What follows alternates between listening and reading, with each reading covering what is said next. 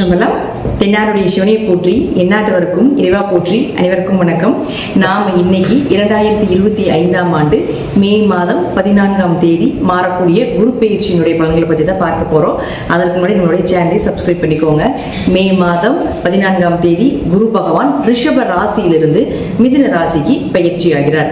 5 ராசிகளுக்கு மிகப்பெரிய யோகத்தை வாரி வழங்க போறார். அதில் பார்த்துட்டீங்கன்னா உங்களுக்கு துலாம், தனுசு, கும்பம், ரிஷபம் மற்றும் சிம்மம் இந்த 5 ராசிகளுக்கு மிகப்பெரிய அதிர்ஷ்டங்களையும், மீதி இருக்கக்கூடிய ராசிகளுக்கு ஒரு மத்தியமமான ஒரு அமைப்பையும் நிச்சயமாக ஏற்படுத்தி கொடுப்பாரு அப்படிங்கிறது உண்மை.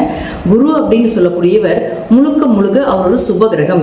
யாருக்கும் பெரிய அளவுக்கு கெடுதலை செய்வதில்லை. 6ஆம் இடத்துல, 8ஆம் இடத்துல, 12ஆம் இடத்துல மறைந்தாலும் கூட ஒரு பிரச்சனைகளை கொடுத்து பின்பு நன்மைகளை கொடுப்பார் அப்படிங்கறது உண்மையை தவிர, குருவை பொறுத்த வரைக்கும் குரு பயிற்சி ஆகிறாரு அப்படின்னாலே அதீத நன்மைகளை தான் நமக்கு தரப்போகிறார் அப்படிங்கறத நம்ம மனசுல நினைச்சுக்கணும். அடுத்தது பாருங்க, மிதுன ராசிக்கு மட்டும் என்ன பண்ணுவாருன்னா, உங்க ராசிக்குள்ள வரும் பொழுது உங்களுடைய கெட்டது எல்லாத்தையுமே விலக்கி, கெட்ட சேர்க்கைகள், கெட்ட நண்பர்கள், கெட்ட தொடர்புகள் எல்லாத்தையுமே விலக்கி உங்களுக்கு நன்மைகளை மட்டுமே பெற்றுக் கொடுப்பார் அப்படிங்கிறது தான் இந்த குரு பயிற்சியினுடைய முழு பலன் ஆகும். அதே போல குரு ஒரு இடத்துக்கு மாறும் பொழுது அந்த வீட்டினுடைய அந்த கிரக நிலைகள், அது மட்டும் இல்லாம அந்த துறைகள் எல்லாமே புகழடையும், பெயர் வாங்கும். அதே போல அதுல இருக்கக்கூடிய திறமைகள் மூலமாக பரிசுகளும் பாராட்டுகளும் கிடைக்கும் அப்படிங்கறத பாத்துக்கலாம். ஜாதகத்துல உங்க ஜாதகம் எப்படி வேணா இருந்துட்டு போலாம், என்ன தசாபுத்திகள் வேணா நடக்கலாம், என்ன மாதிரி விஷயங்கள் இருந்தாலும் கூட குரு மிதுன ராசிக்கு வரும் பொழுது புதன் சார்ந்த விஷயங்கள் எல்லாமே பிரபலம் அடைவீங்க அப்படிங்கறத உண்மை. அது நான் என்னென்ன துறைகள்னு சொல்றேன், அந்த துறைகள்ல நீங்க இருக்கீங்களா அப்படிங்கறத பாருங்க. அதுல கல்வித்துறை, ஸ்கூல் சம்பந்தப்பட்ட விஷயங்கள், இன்ஸ்டிடியூட் சம்பந்தப்பட்டது, காலேஜ் சம்பந்தப்பட்ட கல்வித்துறைகள் அனைத்துமே பிரபலமாகும். தபால் துறை, தகவல் தொடர்பு துறைகள், சுற்றுலாத்துறை, போக்குவரத்து துறை, கம்ப்யூட்டர் சார்ந்த துறைகள், பினான்ஸ் சம்பந்தப்பட்டது, ஐடி துறை சம்பந்தப்பட்டது, புதிய கண்டுபிடிப்புகள் சம்பந்தப்பட்டது, ஜோதிடம், ஆன்மீகம் சம்பந்தப்பட்டது, கலைகள் சம்பந்தப்பட்டது, அதிலே கலைகளிலும் முக்கியமானது நகைச்சுவைகள் சம்பந்தப்பட்டது, திருநங்கைகள் சம்பந்தப்பட்டது. இது எல்லா துறையிலும் இருக்கக்கூடியவர்களும் பிரபலம் ஆவாங்க. அதே போல இந்த துறையில் இருக்கக்கூடியவர்களுடைய வீட்லையும் சுப நிகழ்ச்சிகள், திருமணம் சார்ந்த விஷயங்கள், நீங்க என்னெல்லாம் சக்சஸ் பண்ணணும், டிரான்ஸ்பர் ஆகணும், என்ன மாதிரி நீங்க உங்களுக்கு சாதகமான ஒரு நற்பலன்கள் வேண்டும் அப்படின்னு நினைக்கிறீங்களோ அது எல்லாமே நடக்கும். இது குறிப்பிட்டு துலாம், தனுசு, கும்பம், ரிஷபம், சிம்மம் அப்படின்னு இருக்கக்கூடிய ராசிகளாக இருந்தால் இன்னும் நான் சொல்வதை விட மிகுந்த நற்பலன்கள் அப்படிங்கிறது நிச்சயமாக கிடைக்கும் அப்படிங்கிறதுல மாற்றுக்கிறதே கிடையாது. அடுத்தது இது சார்ந்த துறைகள் மட்டும் இல்லாம இந்த ராசியில் இருக்கக்கூடிய உங்க ஜாதகத்தை எடுத்து பார்த்தீங்கன்னாலே தெரியும். உங்க ராசியில நான் சொன்ன 5 கட்டத்திற்குள்ள எந்த கிரகங்கள் இருந்தாலும் அந்த கிரகங்களுக்கு உண்டான வளர்ச்சியும் நிச்சயமாக கிடைக்கும். அது நான் என்னென்ன அப்படிங்கறத நான் சொல்ல போறேன். இப்போ முதல்ல குரு ஒரு இடத்தில் இருந்தால் என்ன பலன்களை கொடுப்பார், அவங்களுடைய பார்வைக்கு என்ன பலன் அப்படிங்கிறதை பார்க்கலாம். அடுத்தது அந்த கிரக நிலைகளுக்கு என்ன பலன் அப்படிங்கிறதை பார்க்கலாம். நாம எல்லாரும் கேட்டதற்கு இணங்க பரிகார வகுப்பு அப்படிங்கறத நம்ம ஒன்று எடுத்துட்டு இருக்கிறோம். அது கீழே டிஸ்கிரிப்ஷன் பாக்ஸ்ல வாட்ஸ்அப் லிங்க் கொடுத்துருக்கிறோம். இது ரொம்ப எளிமையான விஷயங்கள், பொதுவான பரிகாரங்களாக, வழிபாடுகளாக இல்லாம அனைத்துமே கோவில் வழிபாடுகள், நீங்களே செய்து கொள்ளக்கூடிய ஒரு எளிமையான பரிகார வகுப்பு இது. இதுல 60க்கும் மேற்பட்ட நீங்களே தெரிந்து கொண்டு எளிமையாக செய்யக்கூடிய ஒரு விஷயங்களாக இருக்கும். இது ஜோதிடர்களுக்கு உண்டான சூட்சமமான பரிகார வகுப்பு. இதை நான் இப்போ உங்களுக்கு தரப்போற விருப்பம் இருக்கக்கூடியவர்கள் கீழே இருக்கக்கூடிய வாட்ஸ்அப் லிங்க்ல ஜாயின் பண்ணிக்கோங்க. இப்ப நாம ஒவ்வொரு ராசிக்கும் இந்த குரு பயிற்சி மூலமாக என்னென்ன நடக்கும் அப்படிங்கறத நம்ம பார்க்கலாம். ரிஷப ராசிக்கு உண்டான குரு பகவானுடைய பயிற்சி பலன்களை பத்தி பார்க்கலாம்.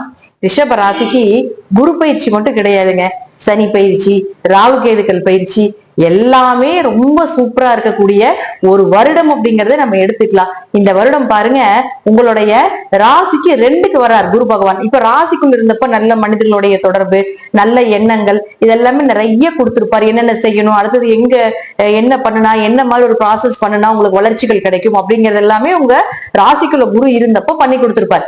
இப்போ அவர் அடுத்த இடமாக இருக்கக்கூடிய தனஸ்தானத்துக்கு வரப்போகிறார்.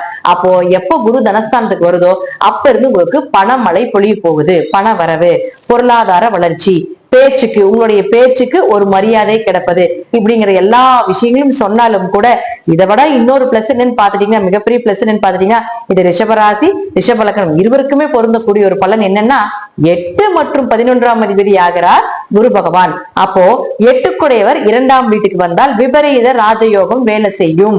அப்ப 8ன்னா யார், உங்களுக்கு திடீர் பணவரவு, திடீர் அதிர்ஷ்டங்கள், சிறிய உழைப்பில் மூலமாக பெரிய பணவரவை ஏற்படுத்தி கொடுக்கக்கூடியது, பினாமி பணம் வர்றது, பிளாக் மணி சம்பந்தப்பட்டது எல்லாமே, உயில் சொத்து சம்பந்தப்பட்டது எல்லாமே 8ஆம் இடம் தான். மறைமுக பணம் அப்படிங்கிறது, மறைமுக சொத்து, மறைமுகமான புதையல் யோகங்கள் எல்லாமே 8ஆம் இடம் தான். அப்ப அந்த 8ஆம் இடத்து அதிபதி 2ஆம் வீட்டுக்கு வர்றார். அப்போ ரிஷபராசிக்கு 8 குடையவர் மட்டும் கிடையாது, லாபஸ்தான அதிபதி 11ஆம் அதிபதியுமான குரு பகவான் 2ஆம் வீட்டுக்கு வரும்பொழுது அதீத பண வரவை ஏற்படுத்தி கொடுப்பாரு. பாருங்க, பணம் வர்றதுக்குன்னு ஒரு கட்டங்கள் இருக்கு. அதுல 8, 5, 2, 11 இதெல்லாமே தொடர்பு உண்டு. அப்ப இதுல 3 தொடர்புகள் உண்டு இல்லைங்களா? 8, 11, 2 தொடர்பு வந்தாலே பெரிய பண வரவு அப்படிங்கிறது கிடைத்தே தீரும் அப்படிங்கிறதுல மாற்றம் இல்லை.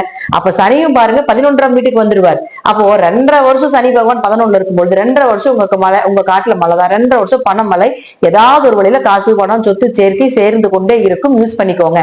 இப்ப வரக்கூடிய இந்த விஷயம் அடுத்த 30 வருஷம் கழிச்சு தான் வரும் அப்படிங்கறதை நம்ம எடுத்துக்கலாம். அப்போ கூட இந்த மாதிரி குருவும் அதே போல ராகு கேதுகள் சேரும் அப்படிங்கறத நம்ம சொல்ல முடியாது.